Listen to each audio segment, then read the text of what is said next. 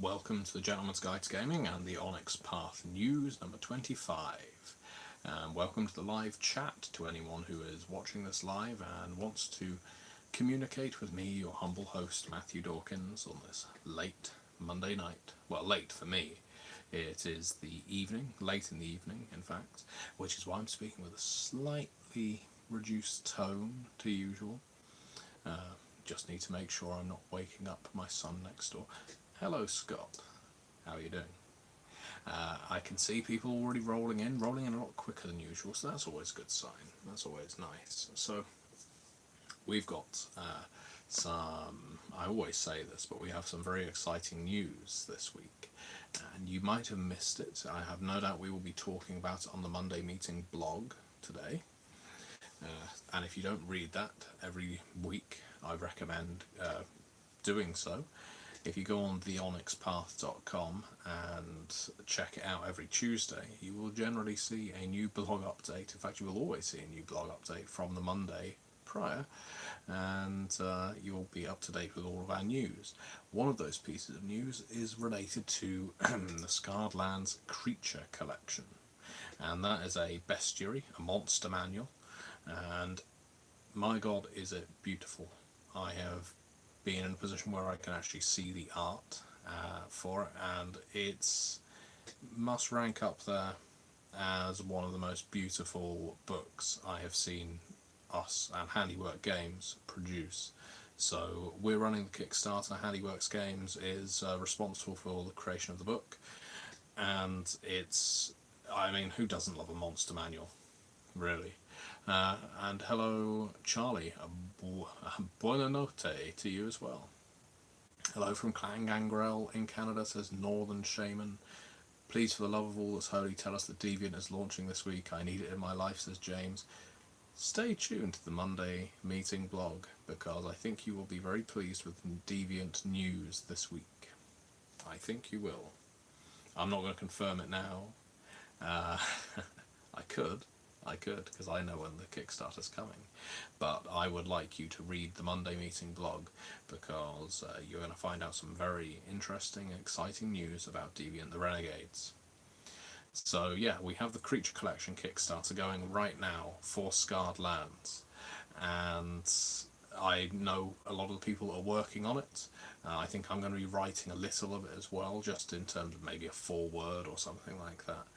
But as I was saying, everyone loves a monster manual, everyone loves a bestiary, and Scarred Lands has got some of the most innovative monsters for Dungeons and Dragons. I remember when I first picked up a creature collection for 3rd edition Dungeons and Dragons, and here's an interesting tidbit of information. The creature collection for Scarred Lands came out before the monster manual for 3rd edition. So go over that again. When 3rd edition D&D came out, I don't know if you can remember this, if you were even role-playing at the time. So obviously you got the Player's Handbook, and you got the Dungeon Master's Guide, and you got the Monster Manual. Now, when those came out, and I remember this, they didn't come out at the same time. They weren't all released on the same day, and I know that probably seems madness now, but they were released in a staggered fashion. So you could get the Player's Handbook and learn the rules, but you couldn't necessarily play because you didn't have any monsters. You could only really go up against other humans, elves, dwarves, halflings, gnomes, and half-orcs. And half-elves, I should say. But this allowed White Wolf of the time to release the Creature Collection for Scarred Lands before the Monster Manual came out, and as a result it sold amazingly well, but also the monsters that were in the Creature Collection were just so innovative. They were really inspired.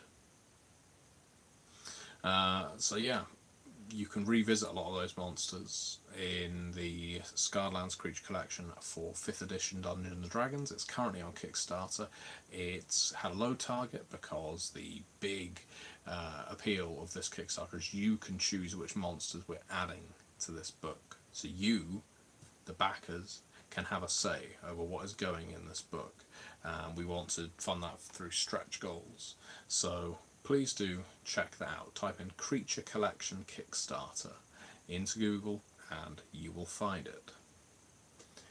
So what other news do we have? I just saw someone was asking about, let's see, werewolf. I'm going to get the chat log up right now.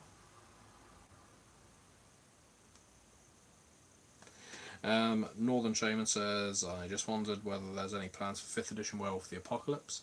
I can tell you that White Wolf are currently in talks with companies about producing Werewolf the Apocalypse 5th edition. That's all I can tell you.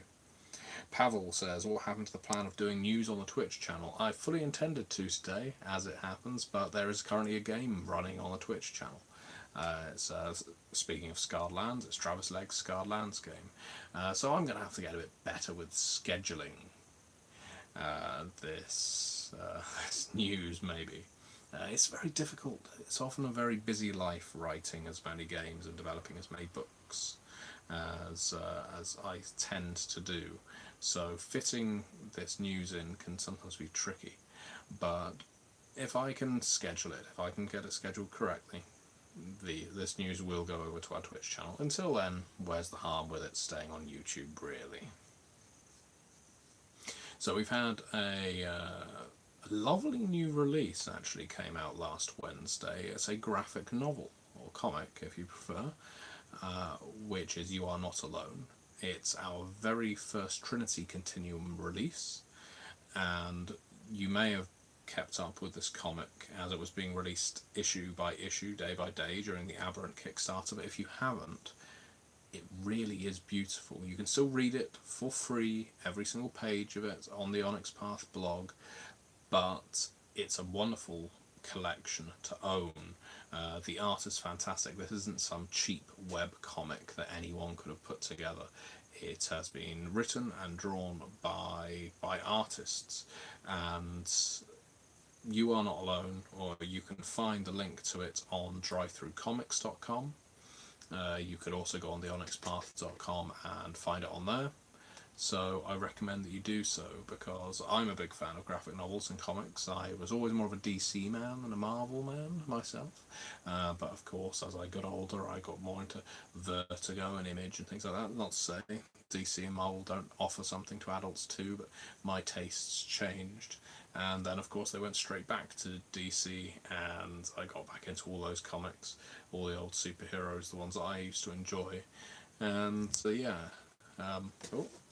Looks like I'm about to lose the camera again. Of course, why wouldn't I? Yeah, so you're going to have to deal with my hand being in the way. Luckily, it's clear to see. I'm currently wrestling with you. So, I'll hold you like this. Yes, wow, indeed, I do have a lot of books. Does this feel intimate? Like like my hand is just there, holding your chin. Or maybe it feels like I'm holding you at arm's length. I'm saying, keep away from me. I don't want you any closer than how far you are right now. That's enough. Maybe I've got you at the throat. You're squeezing. I'm saying, stop that. Stop that right now with your thumbs down. I know what you're doing with your thumbs. Anyway. So yes, you're going to see some Kickstarter news on the Onyx Path blog today. We also have the Creature Collection on Kickstarter right now, and as always, you can go on Back a Kit and back any Kickstarters you missed. Yeah, I know, there's always camera problems during this thing. I should really get a tripod that doesn't keep falling to bits, shouldn't I? But really, that's it for me for this week. I don't have much more to say because it's late. How many books have I got? I've never counted them, Gamer TV, and I get rid of them fairly regularly. I know it doesn't look like it, but I do actually have clear outs occasionally. My vampire collection over my shoulder in that direction has been whittled down pretty dramatically over the years, because after I've read a book so many times, I feel it's best to kind of pass it on to someone else who hasn't. It's one of those things. I remember once when I was watching Battlestar Galactica, the revised series, Adama says, revised series, the reimagined series, Adama says that you should never loan a book, you should give a book away. or some words to that effect, and it's a principle I kind of stick by. If ever I am done with a book, I give it to someone, that's it. So, yeah, I don't think my library is ever going to get much bigger than it is. It's probably large enough, but I imagine I will still see new books there. I'll just get rid of some of the old ones. They never get thrown away. That would be a waste. If I don't know anyone personally that I'm going to give them to or sell them to, I will give them to a charity shop.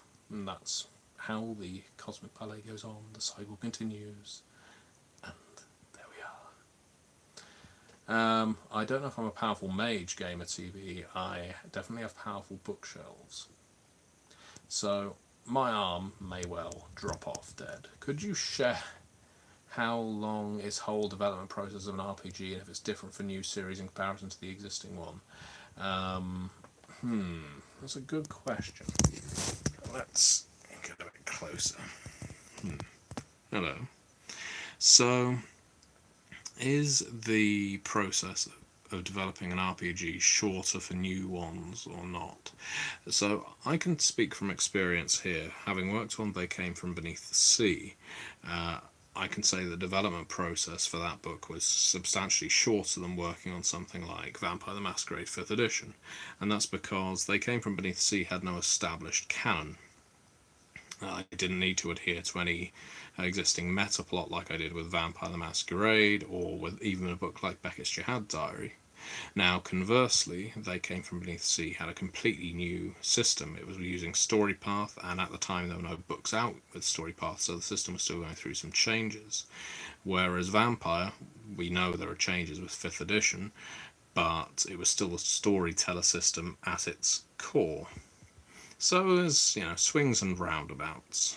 Different books take different lengths of time for different reasons, and there's no hard and fast rule for how long a book can take to come out. It can be anywhere between 9 months from inception to 2 years, sometimes longer than that if it's a particularly complex book, or if it's mired in controversy, or if writers drop off, or the developer drops off, or if artists are unreliable. All these things can happen to really screw up your ideal timeline. But what is interesting is it can really have an impact on the quality of the book. I'm a big advocate that it's far better for a book to take a long time to come out and be perfect than to be rushed out to satisfy customer demands only to disappoint them. I know that isn't always what people want. People want the book right now, they want a game right now. But that's not always the reality when you want to produce decent quality products. So, yeah. Any other questions? I should say right now, I should always mention, if you are interested in writing role-playing game source books, and I know I always say it, but please heed my advice, look up Canis Minor RPG on Google, look up the Slurician Vault on Dryther RPG, look up the Storypath Nexus. Those three are, respectively, the community content for Pugmire Monarchies of Mao, the Scarland setting, and right now Scion for the Storypath Nexus, but that will expand to other books like They Came From Beneath the Sea, like the Trinity Continuum, in time. It's always a wonderful way to get noticed. You can make incredibly low-cost products. You can buy the art packs that are there on Dryther RPG in those community content programs, so that you can make books that look good without having to pay new artists. Obviously, you can pay new artists if you prefer. What work would you say you're proudest of? You bring up the Jihad Diary often, so I'm curious. That's a good question. Well, I think the Jihad Diary is the book I will be remembered for. And that's an odd thing to say, I know. I did that very early on into my tenure working in the RPG industry. But one thing that I suppose you've got to understand is, for many, many years, I was a massive fan of Vampire the Masquerade, as are a lot of you, I'm sure. And you can tell this from my Gentleman's Guide to Vampires. I had contained an awful lot of Vampire the Masquerade knowledge, lore, if you like, metaplot. And so I was able to dispense that in Gentleman's Guide to Vampire videos. But Beckett's Jihad Diary is essentially all of that knowledge that I had in my head condensed, dumped into one book and presented in an appealing format. So it's not a life's work by any means, but it is the end result of an extended fandom and having learned to write well in the interim, because it's possible, of course, to just dump a load of information on people and for it to be utterly dull.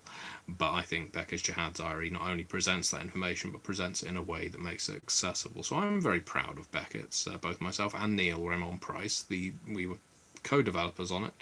I think we did an excellent job, and the writers on that book did an excellent job as well. I think I wrote around half of it. We had a lot of other writers on there too. And yeah, I think everyone really did wonderful work on Beckett's. Other than that, I'm very proud of They Came From Beneath the Sea. It's not out yet. It will be soon. I believe it's being laid out, in fact, not as we speak, but it's being laid out. It has been for the last week or so as art is rolling in. When you were developing They Came From Beneath the Sea, says Pavel, did you take into consideration the possibility of any expansion from a technical, conceptual point of view? Well, initially, from a technical point of view, it wasn't going to use the Storypath system. The Storypath system was being developed as I was developing the outline for They Came From Beneath the Sea, and I had been playtesting it with various systems. And then I got to see Storypath in action during Scion playtest, and I realised this actually matches perfectly. This is a perfect fit for They Came From Beneath the Sea, with a few modifications, which is where our cinematics, our quips and so on come in, but it doesn't by any means break the system. So I went through a lot of playtesting for They Came From, but in the end it just so happened that it best fit the new in-house system we were developing at Onyx Path, and that was a happy coincidence. From a conceptual point of view, yes, that also changed, because when I first started They Came From Beneath the Sea, it was a very grim, serious game. I saw Rob Walker is watching this, and Rob will be familiar with my XCOM Terror from the Deep Let's Play on the Gentleman Gamer YouTube channel. And I ran that for probably over a year. It was very popular because my subscribers, if they were commenting on the videos, were getting their usernames in the game. I was naming my Aquanauts after them, so they got to watch along and see how their Aquanauts died, because everyone died. It was a very frustrating game because there was a bug in it, but anyway. What it did, I kind of amalgamated two fandoms that I was I guess a big part of. XCOM, this was before the new releases of XCOM, and Metal Gear Solid 4 specifically, because I thought if you had an invasion of aliens from beneath the sea, or at least aquatic menaces, in a dystopian world where private military companies were running everything because the real world governments had all been taken over by aquatic menaces, and so you're in this horrible capitalist system where where your safety is determined by how much you can afford, and so the different PMCs would wear different armor and would have different operating procedures, and you'd have ninja private military companies, and you'd have walrus armored private military companies, and all the rest. It was still called They Came From Beneath the Sea, but it was very grim, very serious, and this was way before Onyx Path got on the scene with it, or before I sold the idea, I should say. Now, that went through lots of iterations. At one point, I even used the system from the Aliens RPG,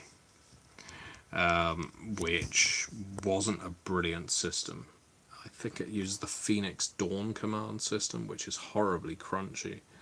but it worked for the game I was shooting for at the time. But it didn't hold up in the great scheme of things.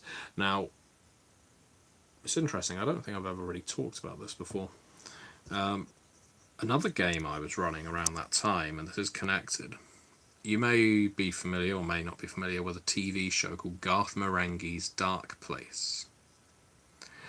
And Garth Marenghi's Dark Place is like a parody of bad 1970s, 1980s TV dramas with wobbly sets, bad acting, and bad voices, and so on. And I ran an All Flesh Must Be Eaten scenario that I'd made up called All Flesh Must Be Dark Place, where all of the player characters were the characters from Garth Marenghi's Dark Place.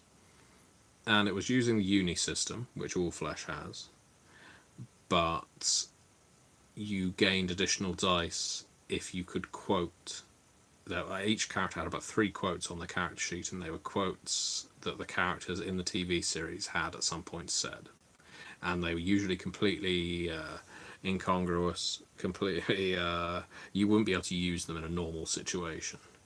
Like, one of Garth Marenghi's is, all I saw was blood, blood, blood, blood, blood, blood, and bits of sick. Now, if you could use that in the game, you'd get bonus dice, that sort of thing. And so that was where I first introduced the idea of quips in an RPG, having quotes on your character sheet. And that was an all-flesh game played for humour, where Dark Place Hospital was overrun by zombies.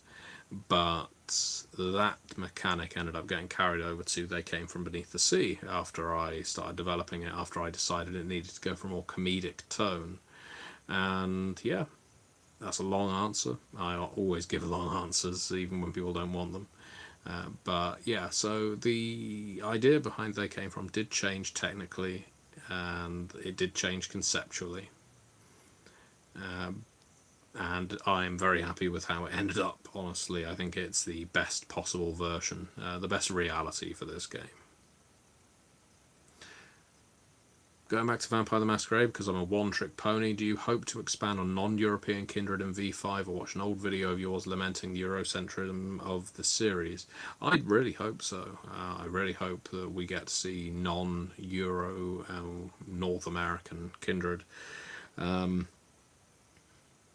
I don't think it's going to be a focus for White Wolf for the time being. We will have a little bit of the drowned legacies of South America in Cults of the Blood Gods, a little bit. There's a little bit of that in Chicago by Night as well. And you've got some oddities in Let the Streets Run Red, but they can't be the overwhelming factor yet, because V5 is still establishing itself, it's still establishing its setting. It's still very much pushing the main clans as your main story tools.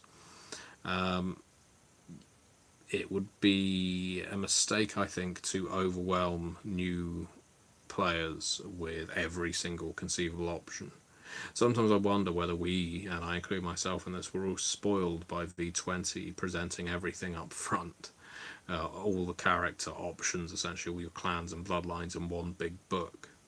Because then you go to V5 and the class options are reduced. And you could say the same thing with Dungeons and Dragons 4th edition and 5th edition, where class and race, or peoples, I think they're often called now, and that's a better term, honestly, were reduced from 3rd edition.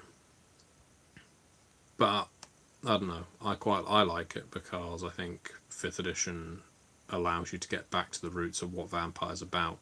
And we are releasing additional clans as time goes on. It's just you don't get them in the core book. Adrian wants to know, Matthew, do you know if there's going to be a collector's edition for Bloodlines 2? I honestly have no idea. That wouldn't be anything to do with me, and I haven't been keeping up with Bloodlines 2 news. My exposure to Bloodlines 2 was during the game's, I guess, phase 1 of development. Pavel says, when developing new products, at what point during testing do you use input of experienced players versus novice ones? I'm actually in a very fortunate position. I've got access to a lot of groups, so I use both. I have a gaming group that I attend every week. I have access to lots of online gaming groups, but most importantly, in the city in which I live, there's 2 gaming clubs, and nearby there's a gaming store. And usually, as long as I'm prepared to pay a bit of money for people's pizzas or whatever, or beers, I can get people to playtest games. And there's a nice array of new players and experienced players, people who like different types of games, and that was a very good way of playtesting. They came from Beneath the Sea and V5, among other games. I have no shortage of players, which is very fortunate. It's also very good for me because it allows me to see other people running the game. It's one trap a lot of people fall into when they first come up with a game idea, is they are the only people that run it for playtests. Now, of course, your playtests are going to be perfect when the person who's designed the game is running them, because you know all the rules, you think everything is simple because you've seen them over and over again. But the true test is not just whether players enjoy it when you run it, but it's whether they enjoy it when other people run it too. New Wave Masquerade says, are there any plans for V5 versions of the Vampire Clan books? Not that I'm aware of, and if there were, they wouldn't be released one per clan, I suspect. I've mentioned this before in a video, but my suspicion is that that wouldn't sell these days. I think you're more likely to see clan volumes or one big lore of the clans. I think technically the V5 Player's Guide is going to be a sort of clan book that's coming out from Modiphius, but not that expansive. I've got some ideas for how you might do it, but it's not something that's been announced yet. Adrian says, what would you want to see for a new tabletop RPG? I will say what I say almost every time when I'm asked that. I want games that are fun. I love games that provoke a visceral response, make you introspective, make you feel sad, make you feel angry or whatever. But I think the one thing we all need right now in this uncertain world with politics that some people object to, a lot of people object to, especially creative types, role players and it's no real surprise that actors, improvisational comedians in general, role players often fall into those same camps. Sometimes feel a bit scared and worried about the world, and they don't necessarily feel drawn to dystopia right now, or post-apocalyptic, or horror. They want to play games that are fun. They want that kind of escapism instead. And so what I want to be making, not that I at all begrudge the fact that I work on horror games, are games that make people happy. And I think games like They Came From Beneath the Sea, Pugmire, which I know is post-apocalyptic, and Pirates of Pugmire especially, are very good, fun escapism games. Aberrant as well. Northern Shaman says, is there a way to play 4th and 5th generation vampires in future V5 books? You already can. The rules exist in the V5 core book, if I recall. Your blood potency just goes up, and you have more opportunities for surging your blood. And of course that you're penalised as well because you can only feed off of vampires, that sort of thing. So yeah, there's already rules to do that. Morgan Rose says, after running Scion Origin for my group, it felt like Origin wasn't constructed for a long-term game. Was I missing something? Was it meant for more of a general introduction? Oh no, I think you can play Scion Origin as a long-term campaign. You are basically just above average humans, and what that means from a story perspective is a more grounded game, but where the world is more mythological. So you can play low-powered humans with slightly special abilities. It's, if anything, Origin level lends itself to Cthulhu-style play more than something like Hero. Let's see. Edwin says, W5, let's go. Oh, I'd love to see Werewolf 5th edition. Scott Banks is back. Adrian Bedingfield, sorry I'm walking. I did not put Werewolf Tabletop. Okay, I will have to move on from that. Rob Walker Films, I'll be running my first game of V5 in October. What advice would you give to a first-time vampire storyteller? My advice, and I do this for all editions of Vampire, is keep it intimate. Keep it immediate. Make the game about playing vampires who reside in one block. You have your territory. You have mortals that you all know. You know the grocer on the corner, you know the building attendant, you know your neighbours, because this allows you to have a street level of vampire, and for new players it allows them to discover the world at the same speed as your characters. Make it about their vampires and the humans they know, so that when more vampires get introduced, it's exotic and interesting. If the first thing you do is dump the world of darkness on them and say, this is the city, this is the prince, this is the sheriff, these are the primogen, it's too much, in my opinion. That can be excellent for some people, but for other people that's complete overkill. So I always suggest, when first running Vampire, make it intimate. Make it intimate, make it scary, make it tragic, make it sad, add elements of dark humour, of course, but don't deliver them the world. Allow them to explore the world and make it filled with mysteries, so that when they discover something new, their characters are as well. Any idea when your Wraith campaign will continue? When I feel up to it, honestly. I'm not always in the mood to run dark games like Wraith, and that's partly down to my mood and my motivation to do it. You know, sometimes I want to run fun games, and my players are all incredibly considerate, but I haven't forgotten about it. Is there a way to play the first gen vampire? If you can find Kane, ask him. Keegan says, hey, you're on while you can join. Well, our numbers just keep going up. You know what I would love to see? Before I sign off, a big surge in thumbs up. There you go, I gave myself one. That goes up to 10 now. I'm going to have to depart. I'm quite tired. It is late. Oh, let's see. Hey, there we go. Thank you, everybody. You know I always appreciate that. That's a lovely thing to do. New Wave Masquerade, any advice for players whose vampire character might become primogen for the first time? I'm totally asking for a friend. Okay, so some people are going to say that you shouldn't take political roles on in Vampire because it can completely isolate you from the rest of the coterie, but I disagree. There is no hard and fast way of playing a primogen, a prince, a sheriff, an archon, or harpy, or whatever else. Your primogen could be off wandering the streets solving crimes. Your primogen could be off feeding from geriatrics in a care home. Your primogen could be venturing around the world and appointing a proxy when they're not in their office.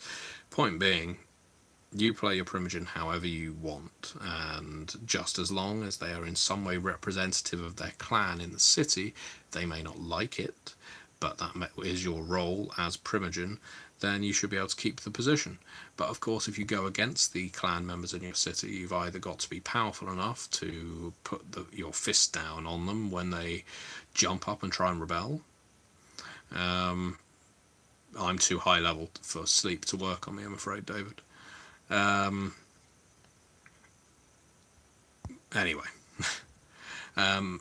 yeah, you've either got to be powerful enough to put a rebellion down, or they've got to like you enough and respect you enough to do what you say when you're not around. Exactly, too many hit dice, thank you. Yeah, long rest. It's almost like you're in my mind. What I've been writing right now, well, just before I came onto this, and I wanted to get it finished before I did this news, so maybe that's why I'm a bit tired. I was up late last night as well. Told you, I think I said last week, I got a Nintendo Switch. It keeps me very busy. But no, mostly work. I was writing about Budapest, Sean Connery might say. in V5. So I'm writing a bit about the domain of Budapest, and I wanted it to be interesting. I wanted it to be an interesting place for you to visit, a nice old double city in Europe where a cult from Cult of the Blood Gods is now dominant. And I'm not going to tell you which cult, I'm not going to say how they've changed the city, but it was fun to write and I wanted to get it finished before I came on, and I'm glad I did.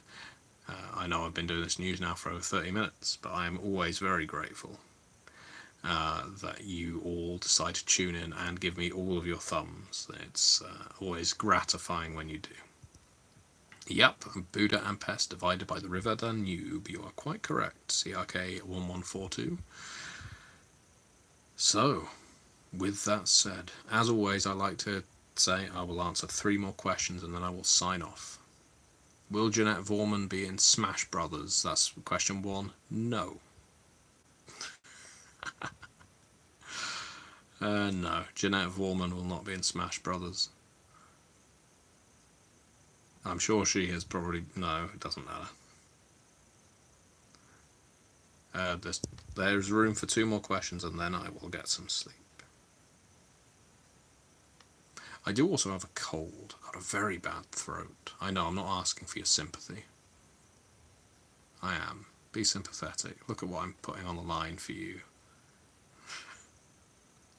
Alright, no more questions incoming, so I'm going to take that as an act of charity. Oh, could you tell... well, and then Christoph Batschik decides to counter that.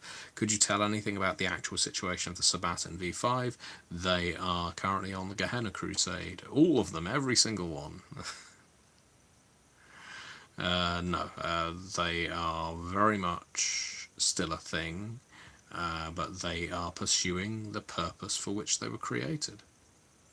The Sabbat formed as a response to Methuselah, an elder, an antediluvian tyranny. Therefore, the Sabbat, now being aware of all these Methuselahs and potentially antediluvians waking up, are finally called to action to take those monsters out. But due to the cradle of civilization and so on, the majority of those Methuselahs are based in North Africa, the Middle East, Eastern Europe, and so it just so happens that's where the Sabbat have headed. Will they be successful? We'll have to see. Alright. I don't really drink Coke or Pepsi, Adrian, but thank you very much for the offer. A hot toddy. I'm not from up north, Scott. And thank you very much, everyone, for watching. As always, I will see you next week. Maybe on Twitch, maybe here. We'll have to see. Bye-bye.